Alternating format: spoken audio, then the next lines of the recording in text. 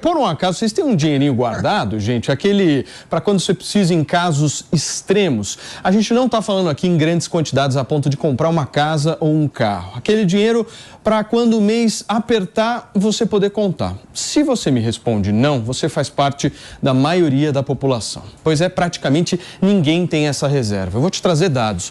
Uma pesquisa nacional do Datafolha feita no dia 5 de dezembro em 135 cidades apontou 2/3 dos brasileiros não tendo qualquer reserva financeira para atender contratempos.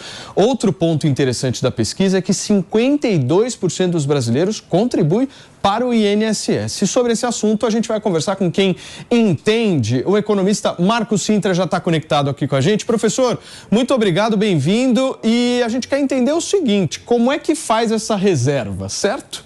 Essa é a maior pergunta. Seja bem-vindo. Bom dia, Paulo. Bom dia a todos que estão aí participando com você. Olha, eu queria começar dizendo que essa pesquisa, eu vi, é uma das pesquisas mais importantes que já surgiram recentemente. Ela mostra duas coisas. Primeiro, que a população brasileira não poupa, não consegue fazer poupança, seja porque não tem dinheiro efetivamente, não tem renda, seja porque nós adotamos um modelo de crescimento econômico que dá prioridade ao consumo e não à poupança, diferente, por exemplo, da China, onde as pessoas poupam muito, até 40% daquilo que elas recebem. Então, essa é uma primeira coisa muito importante dessa pesquisa. Ô, professor, deixa eu só pedir um pouquinho. Se 67% das pessoas não poupam, sim, Paulo, o país não tem dinheiro para fazer investimentos para crescer. Eu só preciso fazer um rápido break para você que está no rádio. Não sai daí, a gente já volta, são 10h29. Pode continuar, professor. Mas o que eu estava dizendo para você é o seguinte, eu acho que essa pesquisa mostra duas coisas. Primeiro, o brasileiro não poupa. Isso é muito sério. Poupança baixa faz com que um país não possa crescer. O único jeito de você crescer é ter investimento. E se você vai ter investimento, você precisa ter poupança. O Brasil poupa 17% do PIB, que é muito pouco, inclusive poupança pública. A China poupa 40% do PIB. Essa é a primeira coisa que essa pesquisa mostra, e é muito grave. A segunda é que apenas 57% da população contribui para o INSS. Mas a aposentadoria e os benefícios são universais. Após 65 anos de idade, toda a população tem direito ao chamado benefício de prestação continuada, o BPC. Isso significa que o nosso sistema previdenciário vai à falência muito em breve. O déficit é gigantesco, os benefícios são grandes e o financiamento é muito baixo. Então, eu acho que esse tema que você traz, Paulo, nessa discussão hoje, está na origem de dois problemas muito sérios brasileiros. Primeiro, o nosso sistema previdenciário está num regime pré-falimentar. E segundo, isso explica por que nós não crescemos, ou crescemos a taxa muito baixa há mais de 30 anos, porque o brasileiro não poupa. Professor, eu acho que, além de tudo que você falou, tem um ponto que eu queria trazer aqui para a discussão. Hoje pela manhã eu estava dando uma olhada nos resultados do PISA, que saíram recentemente, né? O PISA, para quem não sabe, é o programa internacional que avalia o desempenho dos alunos no mundo inteiro, em vários países. E a gente tem uma liderança do Singapura, que inclusive era colônia inglesa e de repente se tornou essa mega potência no que se refere às exatas, às ciências, à leitura, enfim. E a liberdade econômica. O Brasil está na posição 379 do PISA. Há décadas a gente tem uma média de alfabetização, de ensino, pior do que a média global e abaixo do que Costa Rica, México, Chile e vários outros países aqui da América Latina. Então, toda essa questão que a gente está trazendo, o professor Marcos Cintra bem trouxe o ponto de vista econômico, essa questão precisa passar necessariamente por uma discussão de educação, porque o Brasil não está acostumado a ter um discurso e um debate sobre educação financeira. Eu já vi muitas vezes tentativas, meu querido Felipe Monteiro, de bons parlamentares querendo trazer projetos nesse sentido e vi muita gente ser contra, achando um absurdo uma criança aprender educação financeira. Por que isso, hein? Paulinho, é engraçado. O que acontece? Tem um ponto interessante, né? É engraçado que as pessoas acham que a quantidade do conteúdo na educação é infinito, né? Dá para ensinar direito para as crianças, educação financeira. Então, cada dia aparece um modismo para colocar na educação. A criança tem que aprender bem português, bem matemática e, por consequência, ela vai ter, na racionalidade dela, condição de ter uma educação financeira autônoma dela. Agora, tem uma pergunta para o professor, se me permite. Por favor. O professor, considerando, por exemplo, que no Brasil 50% da população está endividada, considerando, por exemplo, que no Brasil mais de 50% das pessoas estão na informalidade, não é? A gente viu uma notícia aqui anteriormente, né, que o ministro do Trabalho falando que as empresas pagam mal o salário para os trabalhadores, mas, de fato, a precarização do trabalho no Brasil faz com que as pessoas recebam menos dinheiro, não é? Você não acha que, para endereçar esse problema das pessoas pouparem mais, elas têm que ganhar mais? E, para ganhar mais, nós temos, no Brasil, ter trabalhos de alta complexidade? O Brasil não tem, por exemplo, aquelas empresas de médio tamanho, como tem nos Estados Unidos. E as empresas de médio tamanho, em geral, são as empresas que mais inovam, as empresas que pagam mais e as empresas que geram mais economia. Professor, só antes da sua resposta, eu preciso receber quem chegou agora através do rádio. São 10 horas e 34 minutos. Para você que sintonizou aqui na programação da Jovem Pan, a gente está batendo um papo com o professor Marcos Cintra, ex-secretário, ex-ministro, ex-deputado. Está contando um pouco para a gente essa triste realidade de que a maioria dos brasileiros, infelizmente, não tem dinheiro guardado. E a gente está tentando entrar num consenso aqui de quais as razões e, principalmente, as soluções disso. Professor.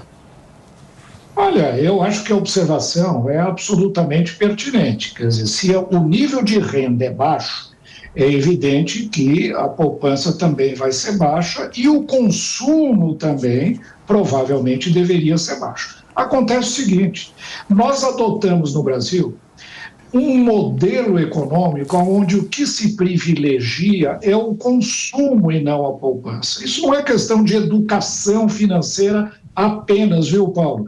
É uma questão também de visão do como a economia funciona. A visão do governo, particularmente essa, mas não é desse governo, não, só de todos, é de que nós precisamos estimular o consumo. Então, quando você vê o governo fazendo qualquer coisa para favorecer a população, é estimular consumo, é aumentar prazo de financiamento, é baixar juros, é ter crédito subsidiado, é dar esse financiamento, como é que chama? O financiamento que já desconta no próprio olerite o crédito, como é que chama o crédito que o governo dá e que já desconta do próprio olerite? Então, o crédito consignado. Então, o que acontece? É que nós temos um modelo que favorece e busca estimular o consumo. E isso porque o governo tributa também demais as pessoas. O custo da mão de obra no Brasil é muito caro, não só para o trabalhador. Veja, de 7% a 11% de tudo que o trabalhador ganha, o governo retira para ir para o ICMS, e mais 20% do que o patrão paga. Resultado, o governo busca fazer essa poupança em nome do trabalhador, assumindo esse papel, só que a coisa não funciona. O INSS está falido. Era muito melhor, quem sabe, um sistema de capitalização, aonde cada um poupasse o que pudesse, mas fosse acumulando seus recursos em conta própria. Então, eu vejo que o problema são dois. Primeiro, o nível de renda é baixo. Aliás, 3. Segundo, a tributação é muito alta, porque o governo quer assumir o papel de fazer a poupança em nome do trabalhador ou em nome da população e não sabe fazer. E a terceira é que nós acabamos gerando um sistema que vai levar o Brasil à insolvência. Aí sim nós vamos ter um problema muito sério, que é o problema do INSS e da Previdência. Ô, professor, então, eu acho que é muito um modelo econômico, viu, Paulo? Nós precisamos mudar esse modelo. Eu acho que tem também um outro ingrediente. É parte disso. Tem também um outro ingrediente nessa história, porque também a gente não pode chegar, olhar e falar assim, o brasileiro não poupa. Bom, tudo bem. O que o brasileiro está fazendo? O brasileiro está pagando plano de saúde, sendo que poderia não pagar, certo? O brasileiro está pagando escola para os seus filhos, sendo que poderia não pagar, certo? O brasileiro está tendo que gastar também com moradia, sendo que talvez não precisaria gastar. Ou seja, o brasileiro está tendo que tirar do bolso um dinheiro para pagar por algo que não era responsabilidade dele. Paulinho, o brasileiro que tem algum dinheiro, né? Certo. Porque a maioria ainda não está nem nessa condição. A maioria nem paga o plano de saúde, porque nem tem. A maioria recebe de dia e gasta à noite. É para comer amanhã com a sua família. Tá no básico. Mas até os que têm condições não têm essa reserva. É isso que a pesquisa indicou. Júlia, por que você está brava, meu amor? Eu fiquei pensando assim, quem que deve pagar pela moradia da pessoa? Quem que deve pagar pela moradia da pessoa? Acabou de falar que aqui no Brasil a pessoa tem que pagar plano de saúde, educação e tem que pagar pela moradia. Quem que deveria pagar na realidade pela é o que acontece, né? A pessoa vai lá, paga o imposto e aí tem os programas de habitação e tal que são feitos. Não, mas não tem na Inglaterra, nada que diz. Se você for analisar, por exemplo, na Inglaterra tem auxílio moradia, certo? Para vários habitantes ali. Exato, um país liberal, minha queridinha. Você não me vem com esse seu papo liberal, acho que você vai me pegar na curva, não, hein? Não, porque assim... Não vai, não. Paulo, gente? O que foi, Marcos Sintra? Olha, eu acho que a pergunta dela é muito pertinente, viu? Porque, em realidade, aqui no Brasil, o governo acabou assumindo uma série de coisas e excluindo o próprio cidadão da responsabilidade, da sua própria responsabilidade para a sua família. Então, o governo diz, olha, você não precisa poupar porque você tem o INSS, e fique tranquilo. Só que o INSS arrecada uma barbaridade dele e não retribui. Aí ele chega e fala o seguinte, olha, você não se preocupe com infraestrutura nem nada, porque o governo vai fazer, vai te dar habitação, vai te dar moradia, e para isso ele vai tributar você muito. Hoje a carga tributária no Brasil é 35%. E é uma ilusão achar que o pobre não paga imposto. Quando ele vai no supermercado, 50%, a metade do que está no carrinho de compra dele é imposto que ele está levando para casa. Então, mesmo aquele que ganha só um salário mínimo, está pagando uma barbaridade de imposto. Então, o que nós vimos no Brasil é o seguinte, é um modelo onde o governo fala, eu não se preocupe com nada, nós vamos cuidar de você, eu sou o paizão, o Big Brother, eu vou cobrar muito imposto, mas você não precisa poupar porque você vai ter a previdência, você não precisa ter o seu plano de saúde particular porque o SUS vai te atender, educação também, só que ele não oferece nada. Resultado, a pessoa fica sem serviço, sem casa, sem moradia, sem habitação, sem renda e sem poupança. Mas eu não estou entendendo vocês, não querendo deixar vocês nervosos aqui de jeito nenhum, mas o Estado não tem a obrigação de fornecer moradia na visão de vocês? É basicamente isso que vocês estão falando?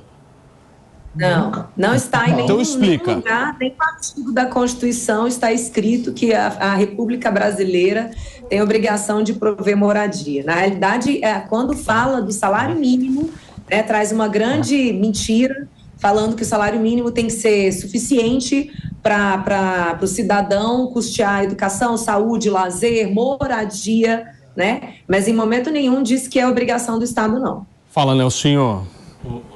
Eu super entendo aí essa ideia totalmente liberal de que o Estado não deve ajudar em nada. Eu também sou a favor de um Estado muito pequeno, mas a gente sabe que existem sim programas sociais importantes na habitação e que são importantes para a própria economia. O Minha Casa Minha Vida, por exemplo, gera um ciclo de renda, né, na construção civil, na mão de obra, no emprego, enfim, na economia como geral.